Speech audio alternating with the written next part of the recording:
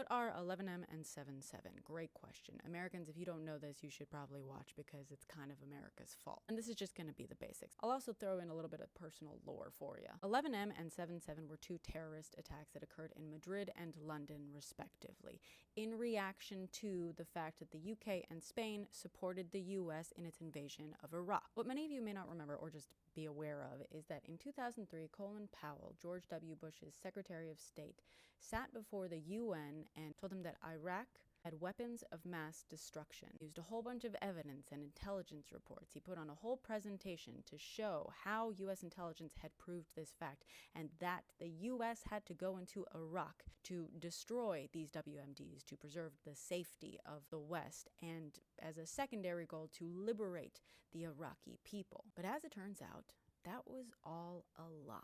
There were no WMDs. The fact is, Bush wanted to invade Iraq, and he pressured intelligence and other government officials to create the reports he needed to support that invasion. Why did he want to invade Iraq?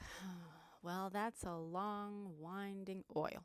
It was oil. He wanted oil. This was so obvious, in fact, that I, as a 12 or 13-year-old, wore a sign on my shirt to school saying as much. When people ask what radicalized you, babe, I walked out of my mom ready to make people's lives more difficult. More on that in a second. This fact was obvious to everyone, it seems, except Americans. Well, and some world leaders who were just hoping to get a piece of the pie. Though I'm sure many of them did believe the reasoning given, they were just happy for the excuse. Anyway, he successfully convinced a couple of allies and, of course, the American populace. Among those allies, he convinced conservative Prime Minister José María Aznar, who became his #1 cheerleader, and moderate left UK Prime Minister Tony Blair. The Spanish people were not convinced. I'm not kidding. Polls from around the time reported between 85 to 93% of the population being against sending troops to Iraq. We protested, but did our conservative PM care?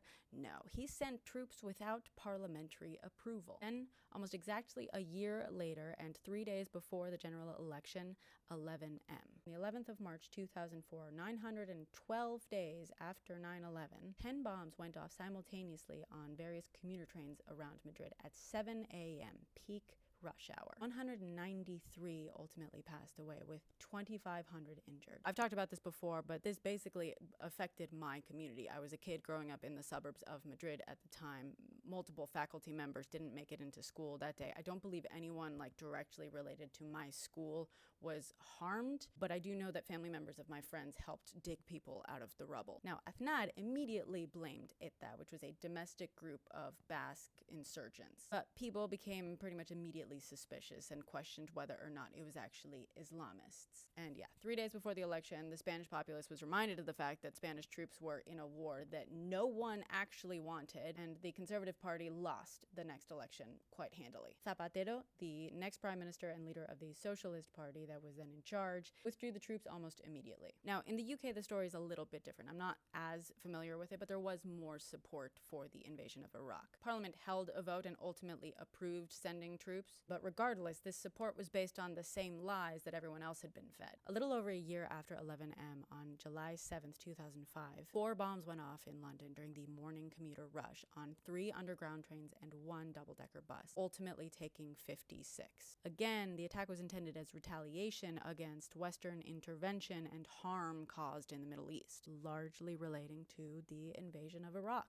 Now, it didn't take very long for most countries to figure out that they'd been suckered by the US. In May of 2004, even the New York Times came out and apologized for having believed so many of the WMD claims and just reporting them. That said, even though Americans were starting to believe that the invasion was predicated on incorrect information, a majority still supported the choice to invade Iraq, and then George W. Bush was re-elected. Many Americans don't realize this, but this was a turning point for America in the eyes of the rest of the world. In fact, Newsweek, which was pretty highly regarded, published an article in 2005 called Dream on America, kind of addressing this. While 71% of Americans saw the United States as a source of good in the world, the rest of the world didn't see it that way. Among America's traditional allies, large majorities viewed Bush's re-election as a threat to world peace. And America's favorability was, of course, in the single digits among the Islamic world. And the reason I know this is because my mother was actually published in a letter to the editor because she shot off an email after seeing that Newsweek had only published that article in their international edition. She was like,